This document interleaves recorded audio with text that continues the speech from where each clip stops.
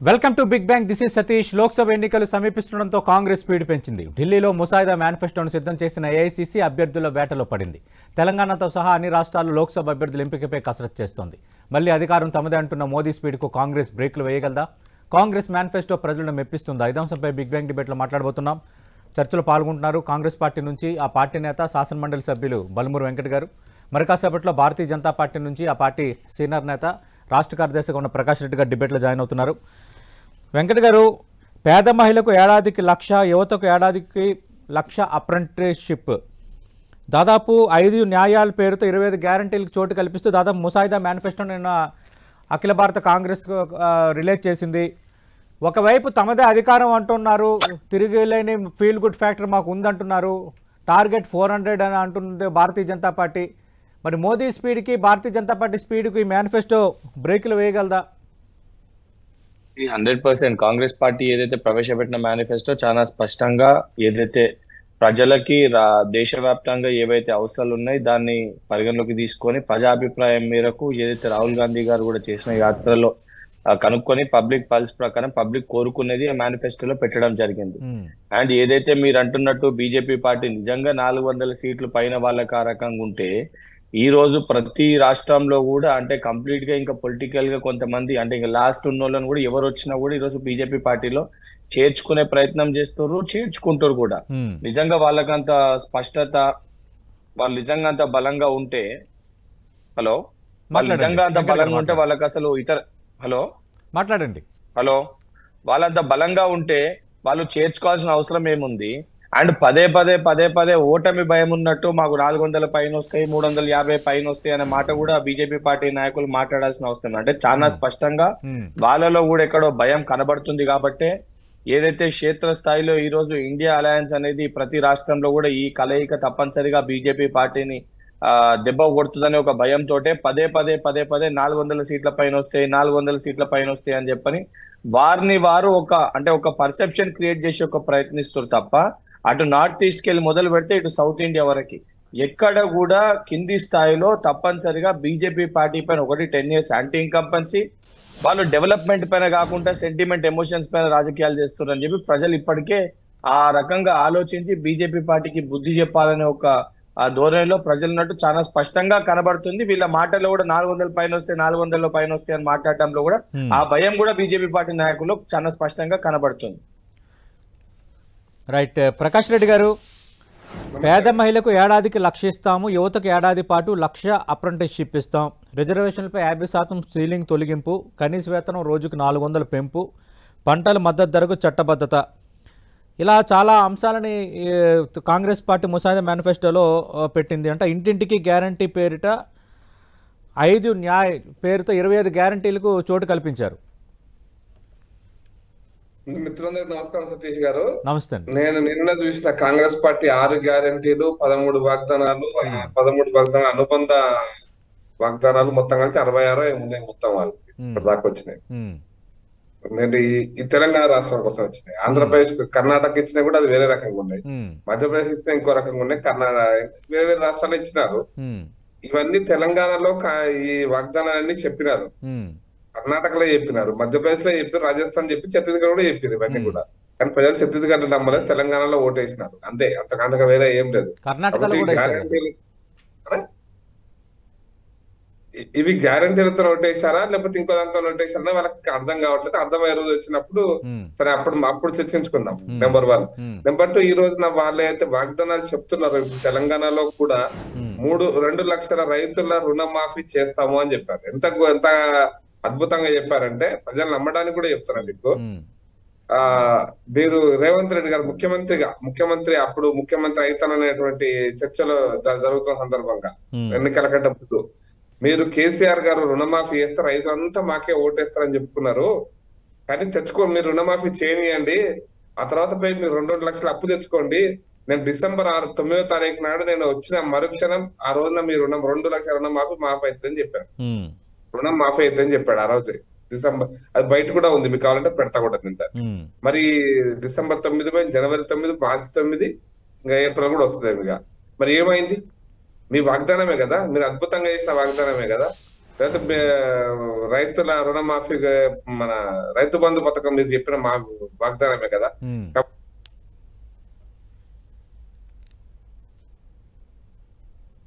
ఈ వాగ్దానం చేసేటప్పుడు ప్రజలు ఏం కోరుకుంటున్నారు అనే దాంట్లో కాంగ్రెస్ ఎప్పుడో మిస్ అయింది సతీష్ గారు. వాళ్ళు కాంగ్రెస్ ఎప్పుడో ప్రజలు కోరుకున్న దాంట్లో వాళ్ళు లేరు. వాళ్ళు ఊహాజనితమైనటువంటి ఎక్కడో గాలిలో విహరిస్తూ ప్రజలకు ఇది ఇస్తే ఇక నేను ఏమన్నా చేసుకోవచ్చు అనేటువంటి దీంట్లో వాళ్ళు ఉన్నారు. మేము ఎవరైనా దోసుకోవచ్చు, దాచుకోవచ్చు, ప్రజలకు మాత్రం ఇది చెప్తే చాలు, ఇవి ఇస్తే చాలు అనేటువంటి దీంట్లో వాళ్ళు ఉన్నారు. ఇప్పుడు తెలంగాణలో ఉన్నటువంటి 6 గ్యారెంటీలో మేము బస్సు ఎక్కిపిస్తున్నాం, బస్సు ఫ్రీగా ఇస్తున్నాం లేదా అంటున్నారు. బస్సు ఫ్రీగా ఇస్తున్నా కరెక్ట్, కానీ ఆర్టీసీ ఉండదా అనే డౌట్ మాత్రం తీసుకొస్తున్నారు. ఆర్టీసీకి బస్సులకు మహిళలకు ఫ్రీ ఇస్తున్నప్పుడు దానికి అయ్యే ఖర్చును రాష్ట్ర ప్రభుత్వ ఖజానాలోంచి ఆర్టీసీకి మారిస్తే తప్ప ఆర్టీసీ బతకదు. కానీ వీళ్ళు ఆ చర్చ లేనే లేదు ఈ రోజున. ఇట్లా అనేక పథకాలు ఏవైతే వాళ్ళకి, ఇప్పుడు గ్యాస్ కూడా అంతే, గ్యాస్ 500 ఇస్తామంటున్నారు, కానీ 500 మారాలి కదా, షిఫ్ట్ కావాలి కదా. 500 మేము తీసుకున్నామని దాని మీద గ్యాస్ కనెక్షన్ కి డైరెక్ట్ గా ట్రాన్స్ఫర్ చేస్తారా, గ్యాస్ కంపెనీకి ఇస్తారా, ఇంకా దాని మీద వారు స్పష్టం చేయాలి. నాకు ప్రగతి అవగాహన అయితే కనిపిస్తలేదు ఎక్కడ ఏం జరుగుతుంది అనేది. అందుకోసమే 200 యూనిట్ల వరకు విద్యుత్ తో పాటు చాలా అంశాలు, అంటే 6 గ్యారంటీలతో ముడిపడి ఉన్న చాలా అంశాలు ఆల్రెడీ అమల్లోకి వచ్చాయి కదా. అదే విద్యుత్ కూడా అంతే సార్. విద్యుత్ కూడా ఏమంటే 200 యూనిట్ల వరకు మీరు కట్టక్కర్లేదని చెప్తున్నారు. ఓకే, కానీ 200 యూనిట్లు కట్టకపోతే విద్యుత్ రంగం మీరు డిస్కామ్లు విద్యుత్ లో కొనేదే కదా సతీష్ గారు. లేదా తయారు చేయడానికి ప్రభుత్వ రంగ సంస్థలు తయారు చేయాలన్నా కూడా, ఏపీ తెలంగాణ జెన్కోలో గానీ ఎన్టీపీసీలో గానీ ఎక్కడ తయారు చేయాలన్నా కూడా దానికి ఖర్చు అవుతుంది కదా.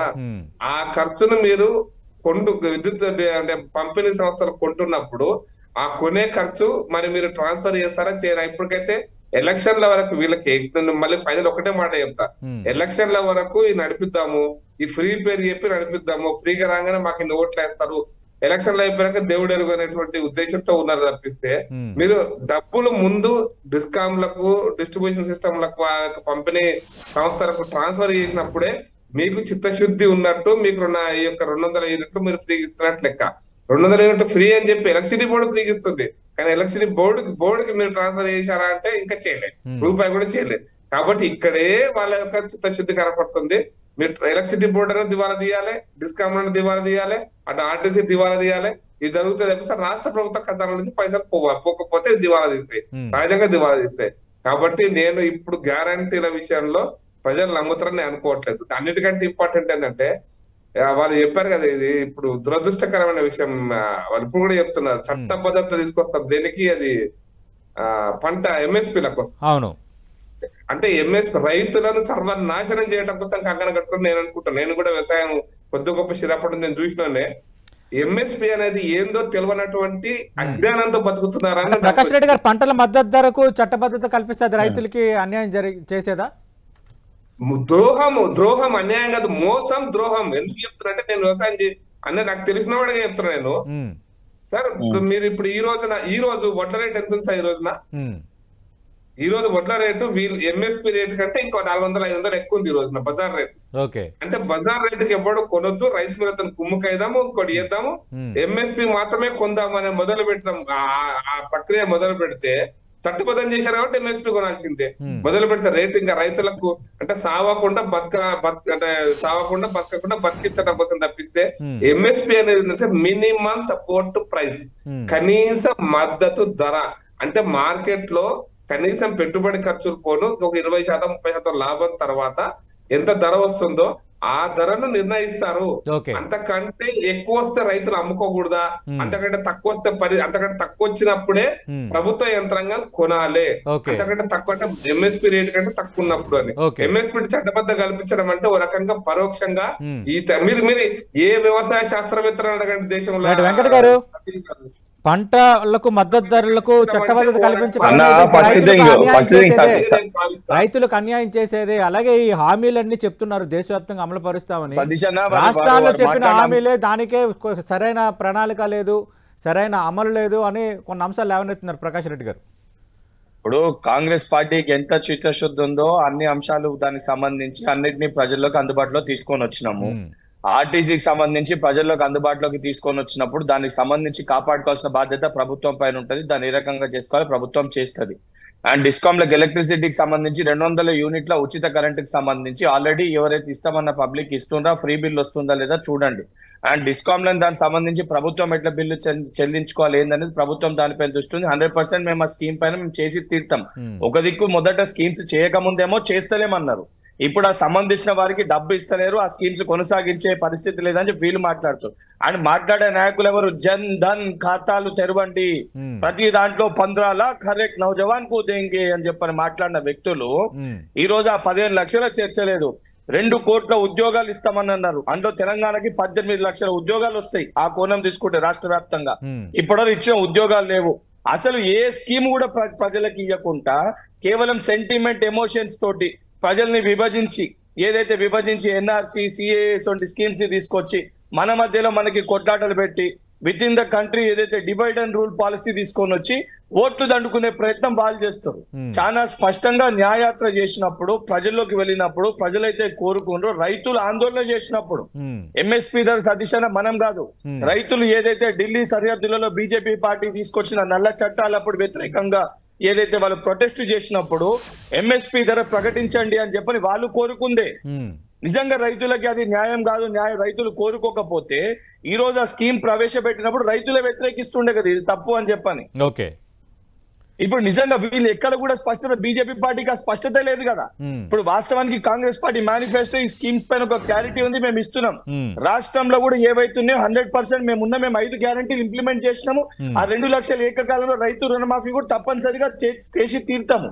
అండ్ రైతు బంధుకు సంబంధించి కూడా ఆల్రెడీ చెక్ చేసుకోండి, 98% రైతు బంధు ఆల్రెడీ ఖాతాల్లో పడడం జరిగింది. చెక్ చేసుకోమని చెప్పండి. ఆ 2-3% ఎవరైతే ఉన్నారో, ఈ 100 ఎకరాల భూస్వాములు ఎవరైతే ఉన్నారో వాళ్ళకి ఇంకా పడలేదు. ఎవరైతే 50 ఎకరాలు 100 ఎకరాలు మల్లారెడ్డి సొంటలు కొంతమంది ఎవరైతే పెద్ద పెద్ద భూస్వాములు ఉన్నారో వాళ్ళకి రైతు బంధు పడలేదు. సో దానిపైన నెక్స్ట్ కూడా ఏంటంటే దానిపై రివ్యూ చేస్తున్నారు. అది కూడా పబ్లిక్ వెళ్ళి వచ్చింది. అంటే 100 ఎకరాలు ఉన్న వాళ్ళకి కూడా రైతు బంధు ఇవ్వడం అవసరమా లేదా అనేది.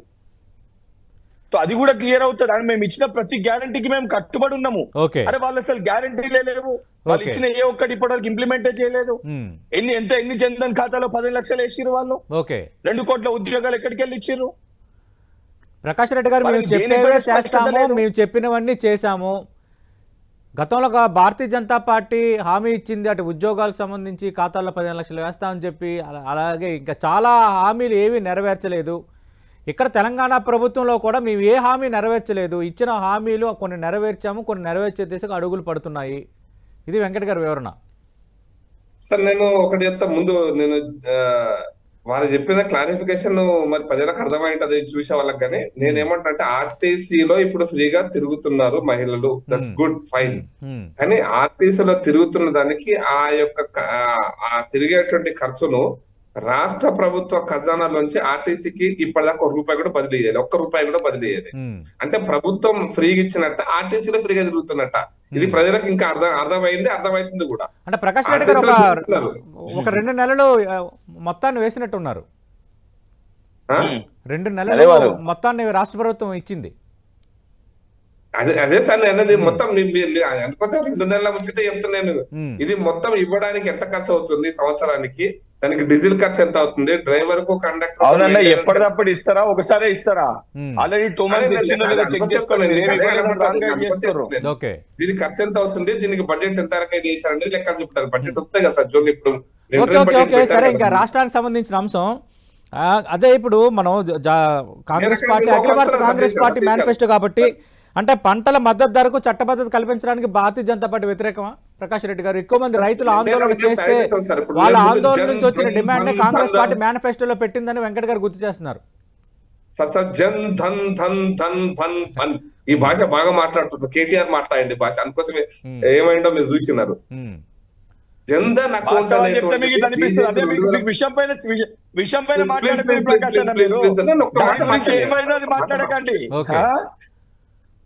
మరి మీరు విషయం మాట్లాడగానే పైన మాట్లాడతారు. మాట్లాడకండి. ఓకే ఓకే ప్రకాష్ అది రెడ్డి విషయం గారు పైన మాట్లాడండి. మాట్లాడకండి మీరు. మాట్లాడతారు. వెంకట్ గారు ఒక్క నిమిషం. కాదు ప్రకాష్ సతీష్ రెడ్డి. అన్న, వాళ్ళకి వాస్తవాల విషయాలపైన ఏదో మాట్లాడమంటే ఇదే వాళ్ళకి అలవాటు అయిపోయింది. ప్రజలకు ఇస్తాన్న అంశాలపైన మాట్లాడమంటే దాన్ని డైవర్ట్ చేసి వేరే అంశాల దిగు తీసుకెళ్లడం వాళ్ళకి అలవాటు అయిపోయింది. కాదు కాదు, మీరు జన్ధన్ ఖాతాల అంశం లేవనెత్తారు కదా, దాని మీద రెస్పాండ్ అవుతున్నారు ప్రకాష్ రెడ్డి గారు. చెప్పమనండి, ప్రకాష్ రెడ్డి గారు మాట్లాడండి. చెప్పమనండి జన్ధన్ ఖాతా గురించి చెప్పమనండి. మాట్లాడండి.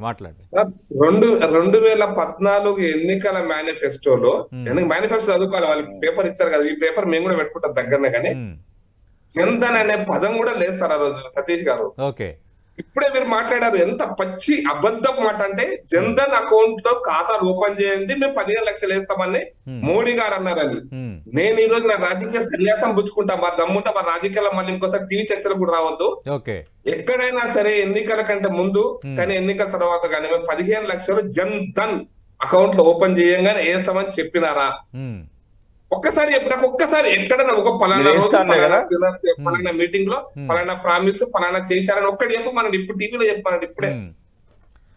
ఏటా 2 కోట్ల ఉద్యోగాలు ఇస్తామన్నారు, అలా అయితే తెలంగాణకే 18 లక్షల ఉద్యోగాలు రావాలి, ఎక్కడ ఇచ్చారు? ఇది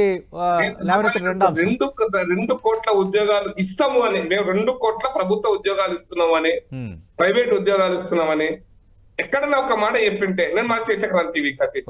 ఓకే, మరి ఎందుకు ఈ 2 అంశాలు పదే బీఆర్ఎస్ కానీ కాంగ్రెస్ కానీ సందర్భం వచ్చినప్పుడల్లా మాట్లాడుతున్నారు, ఏమీ లేకుండా మాట్లాడుతున్నారు? అబద్ధం ఎక్కడంటే 3 సార్లు మాట్లాడారు మోడీ గారు.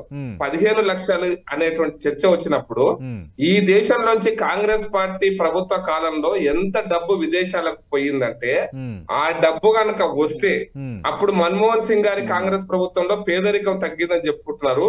ఇక మిగిలిన పేదలకు 11 కోట్ల మంది పేదల అకౌంట్లలో మనం ఆ డబ్బులు కనుక తీసుకురాగలిగితే, అవి వస్తే అంటే అంత డబ్బు బయటికి పోయిందని చెప్పడానికి, అవి వస్తే అవి తీసుకొస్తే ఒక్కొక్కరి అకౌంట్ లో 15 లక్షల రూపాయలు వేయొచ్చు.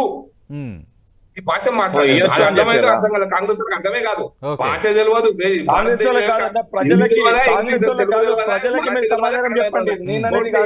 భాష ఒకటే తెలుసు కాబట్టి మాట్లాడితే నేనేం చేయలేను. అందుకోసం చెప్తున్నా, మోడీ గారు చాలా స్పష్టంగా ఎంత డబ్బు పోయిందని లెక్క చెప్పడానికి, 2x2 అంటే 4 అంటారు, 4 అంటే కాదు 2x2 అంటే. వెంకట్ గారు మీ హామీలు మీరు ప్రకటిస్తున్నారు, అలాగే భారతీయ జనతా పార్టీ కూడా ఒక మేనిఫెస్టో కొద్ది రోజుల్లో రిలీజ్ చేయబోతుంది అంటున్నారు. మీరు మీకే అడుగుతున్నారు, 2019 ఎన్నికల్లో కూడా అలాగే కాంగ్రెస్ పార్టీ ఒక మేనిఫెస్టో ఇచ్చింది, అఖిల భారత కాంగ్రెస్ పార్టీ మేనిఫెస్టో ఇచ్చింది, భారతీయ జనతా పార్టీ కూడా ఇచ్చింది. అంటే మేము వికసిత భారత్ అంటే భారతదేశంలో యొక్క సమ్మిళిత అభివృద్ధి విషయంలో మేము గతంతో పోల్చుకుంటే ఏం అభివృద్ధి సాధించామో చూడమని భారతీయ జనతా పార్టీ పదే ప్రస్తావిస్తోంది. అలాగే ఇన్ఫ్రాస్ట్రక్చరు, రాష్ట్రాల అభివృద్ధి, వివిధ రంగాల అభివృద్ధి, ఆర్థిక వ్యవస్థ పరంగా కుదుటపడడం, ఇలా చాలా పారామీటర్స్ని తెర ముందుకు తెస్తుంది. అలాగే మీరు అన్నట్టుగా అటు అయోధ్య రామాలయ నిర్మాణం, తర్వాత 370 రద్దు, ఇలాంటి కొన్ని అంశాలు కూడా ఖచ్చితంగా పనిచేస్తాయి. ఏ విధంగా చూసుకున్నా కొంత భారతీయ జనతా పార్టీకి national wide feel good factor ఉందని కొన్ని సర్వేలు కూడా చెప్తున్నాయి. ఇలాంటి పరిస్థితుల్లో ఈ మేనిఫెస్టో ద్వారా మీరు ప్రజలను మెప్పించగలరా? మోదీ స్పీడ్కు మీరు బ్రేకులు వేయగలరా? సతీష్ అన్న 100% మేము వేయగలుగుతామనే స్పష్టత మాకుంది. ప్రజలకు కూడా తప్పనిసరిగా వాళ్ళు చేసింది ఏందో ఇప్పుడు కదా వారు చెప్పినట్టు ఆ 15 లక్షల అంశము 2 కోట్లు మేము ఇస్తామని చెప్పలేదని వారు చెప్పారు. మాకు కూడా చాలా సంతోషకరం. అంటే ఇన్ని రోజులు పబ్లిక్ అన్నదానికి వారే ఈరోజు స్వయంగా మోడీ గారు చెప్పలేదన్నారు కాబట్టి మాకు కూడా ఇది పనికొస్తుంది. అంటే వారు ఎక్కడ చెప్పారు ఎక్కడ చెప్పలేదు, మేము కూడా ప్రజల్లోకి తీసుకెళ్ళడానికి మాకు ఇక్కడ తెలంగాణ రాష్ట్రంలో మాకు కూడా ఉపయోగపడుతుంది. అండ్ ఏదైతే 15 లక్షలు వారు వేస్తాన్నారా ఖాతాల్లో వేయలేదన్నారా ప్రజలు ఏం భావిస్తారో మీరు కూడా మీడియాలో ఉన్నారు కాబట్టి మీకు కూడా తెలుసు సతీష్ అన్న దానిపైన ఏ రకంగా వారు హామీ ఇచ్చారో. అండ్ 2 కోట్ల ఉద్యోగాలు దానిపైన కూడా స్పష్టత ఉంది. మనం అనేది కాదు, అందరికి కూడా తెలుసు. ఇక్కడ 2 లక్షలు ఆ రోజు తెలంగాణలో కేసీఆర్ చెప్పిండు, ఆడ నరేంద్ర మోడీ గారు చెప్పారు, అది 10 చోట కూడా మాట్లాడింది. సరే ఈ రోజు వారు దాన్ని వేరే రకంగా వక్రీకరించి మారుస్తే రేపొద్దున ప్రజలే తీర్పు చెప్తారు. అండ్ మేము ఇచ్చిన ప్రతి స్కీమ్ కి ఏ రకంగా మేము చేస్తున్నామో, మేము ప్రతి ఏదైతే స్కీమ్స్ కూడా ఎక్కడ కూడా మేమేదో తీసుకొని ర్యాండమ్ గా పిక్ చేసుకునే కాదు సతీష్ అన్న. రాహుల్ గాంధీ గారు సంబంధించిన కాంగ్రెస్ బృందం మొత్తం మొదట భారత్ జోడో యాత్ర పేరుట, దాని తర్వాత న్యాయ యాత్ర పేరుట ప్రజల్లోకి వెళ్ళి వచ్చిన డిమాండ్ ని ఏదైతే సంబంధించి వారి అవసరాన్ని వాళ్ళు ఇబ్బంది పడుతున్న అంశాన్ని పరిగణలోకి తీసుకొని ఈ యొక్క గ్యారంటీస్ ని ఈ యొక్క స్కీమ్స్ ని పెట్టడం జరిగింది. అండ్ 100% మాకు సంపూర్ణ విశ్వాసం నమ్మకం ఉంది. ఈ రోజు ప్రజలు తప్పనిసరిగా భారతదేశం అంటే ఈ రోజు ఏదైతే విభజించి పాలించే ప్రయత్నం ఏదైతే భారతీయ జనతా పార్టీ చేస్తుందో, భారతదేశం అంతా కలయికగా కలిసిమెలిసి ఉండాలి, భిన్నత్వంలో ఏకత్వం లేక ఉండాలనే తప్పనిసరిగా ప్రజలు కూడా ఏదైతే రాహుల్ గాంధీ గారు యాత్ర చేసినప్పుడు ప్రజలు ఏదైతే కోరుకుందో ప్రజలకి చెప్పడం జరిగిందో, ప్రతి చోట కూడా మొహబ్బత్ కి దుకాన్ తెరుస్తామని చెప్పి తప్పనిసరిగా ప్రజల ఆ విశ్వాసంతో కాంగ్రెస్ పార్టీని తిరిగి ఈసారి అధికారంలోకి తీసుకొని వస్తారు. మా స్కీమ్స్ తప్పనిసరిగా స్వాగతిస్తారని సంపూర్ణ విశ్వాసం, నమ్మకం మాకుంది. ప్రకాష్ రెడ్డి గారు, ఖచ్చితంగా ఈసారి స్కీమ్స్ కానీ అలాగే ఈసారి మేనిఫెస్టో రూపకల్పన కానీ దేశవ్యాప్తంగా ప్రజలు ఆశిస్తున్నవి, ప్రజలు కోరుకుంటున్నవి, వీటన్నిటిని సమ్మిళితం చేసి విడుదల చేసిన మేనిఫెస్టో ఖచ్చితంగా ఈసారి ప్రజలు మమ్మల్ని విశ్వసిస్తారంటున్నారు వెంకట్ గారు. సార్, డిసెంబర్ 3వ తారీఖు నాడు 4 శాసనసభ అంటే 4 రాష్ట్రాల్లో శాసనసభ ఫలితాలు వచ్చింది గారు. అవును, రాహుల్ గాంధీ గారి యాత్ర తమిళనాడులో చేశాడు, తెలంగాణలో కూడా చేశాడు, కొద్ది మూలకు మహారాష్ట్ర చేశాడు, మధ్యప్రదేశ్, రాజస్థాన్, గుజరాత్ కూడా చేశాడు. ఛత్తీస్గఢ్ లో వాళ్ళ ప్రభుత్వం మీరు హామీలే చక్కగా అమలు చేస్తే మీ ప్రభుత్వం ఎందుకు ఓడిపోతుంది? రాజస్థాన్ లో వాళ్ళ ప్రభుత్వమే మీరు ఈ హామీలను ప్రజలు, రాజస్థాన్ లో కూడా యాత్ర జరిగింది, న్యాయ యాత్ర జరిగింది, పూర్వ యాత్ర జరిగింది, ఇంకో యాత్ర కూడా జరిగింది. ప్రజలు నమ్మినారా? మధ్యప్రదేశ్ లో నమ్మినారా? ఏ రకమైన తీర్పిచ్చారో మనం మొన్న చూసినాం కదా. 3 నెలలు కాలే, 3.5 నెలలు కరెక్ట్ చెప్పండి. 3 నెలల 15 100 రోజులు దాటిపోయింది ఇప్పటికి, అంతే కదా. మరి అంటే తెలంగాణ ప్రజలు నమ్మినారు, మధ్యప్రదేశ్ ప్రజలు నమ్మలేదా? మరి కర్ణాటకలో సాధించారు కదా. కర్ణాటకలో నమ్మారు, తెలంగాణలో నమ్మారు. రాజస్థాన్ నమ్మలే, ఛత్తీస్గఢ్ నమ్మలే, మధ్యప్రదేశ్ నమ్మలే. కాబట్టి మీరు వాగ్దానాల వల్లనే గెలిచారంటే భ్రమలలో ఉంటే ఉండండి, మంచిది, నో ఇష్యూ. ఇక్కడ అప్పుడున్న ప్రభుత్వాల మీద వ్యతిరేకత సహజమైన గెలుపుకు కారణమైంది ఒకటి. రెండోది ఏంటంటే కర్ణాటక లాంటి రాష్ట్రాలలో అప్పటికే జేడిఎస్ లాంటి పార్టీ ఒక రకంగా అడవుతున్నప్పుడు వచ్చినటువంటి మత ఉన్మాదపు చర్యల వల్ల, కాంగ్రెస్ పార్టీ మత ఉన్మాదపు చర్యల వల్ల ఈరోజు అక్కడ కొంత పోలరైజేషన్ జరిగింది కొన్ని ప్రాంతాల్లో. అది ఊహించని పోలరైజేషన్. ఇక్కడ కూడా తెలంగాణ రాష్ట్రంలో కూడా మతం పేరు మీద మేము అనుకో ఆర్టికల్ 370 రద్దు చేస్తామన్న విషయం ఉన్నది సతీష్ గారు. 53 నుంచి జనసంఘ పార్టీ పెట్టినప్పటి నుంచి ఇప్పటిదాకా అది మా ఎజెండాలో ఉంది. అది మేము అది మతమా గీతమా పక్కన పెట్టి మేము డివైడ్ చేస్తామని కొత్తగా డివైడ్ చేసింది ఏం లేదు. రామాలయం విషయంలో కూడా మేము 91 నుంచి 89లో పాలంపూర్ తీర్మానం నుంచి 91 నుంచి మా యొక్క ఎన్నికల ప్రణాళికలో మేము రామాలయ నిర్మాణానికి మా ప్రయత్నం చేస్తామని చెప్పి, వాళ్ళ నిర్మాణం ప్రజలు చేస్తారు లేకపోతే ట్రస్ట్ చేస్తుంది, కానీ మా ప్రయత్నం మేము చేస్తామని చెప్పి మా మేనిఫెస్టోలో చెప్పినటువంటి వాగ్దానాన్ని సిఏఏ విషయంలో కూడా 2019 ఎన్నికల మేనిఫెస్టోలో సిఏఏ అనే చట్టం తీసుకొస్తామని చెప్పి మేము ప్రజలకు వాగ్దానం చేసినాం సతీష్ గారు.